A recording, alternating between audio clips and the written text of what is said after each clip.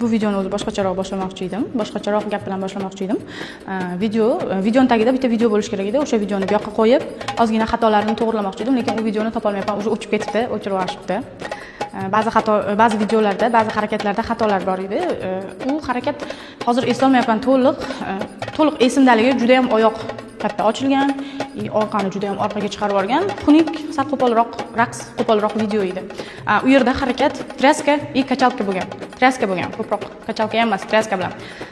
Hozir aynan o'sha harakat to'g'ri variantini tushuntirib beraman. Nima qilsangiz harakatingiz chiroyli, professional ko'rinishini ko'rib chiqmoqchiman. Qiladigan xatoyimiz, birinchi yangi boshlovchilar qiladigan xatosi, belida og'riq paydo bo'lishining ham sababi orqani juda ham orqaga chiqarib yuborish, beli mana shu holatda turishi. Buni hozir u darajada ko'rsatib bera olmayman.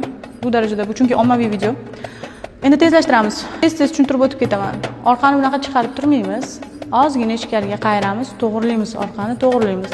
Yelkani ko'taramiz. Bitta oyoqda turganda ham orqani bunaqa chiqarib yubormaymiz, oldinga gavdani bunaqa tashlab yubormaymiz. Yelkani joyiga qaytaramiz, orqani ozgina to'g'rilaymiz, tizdan to'g'rilaymiz. Shu holatda turgandan keyin siz harakatni boshlasangiz bo'ladi, любойni.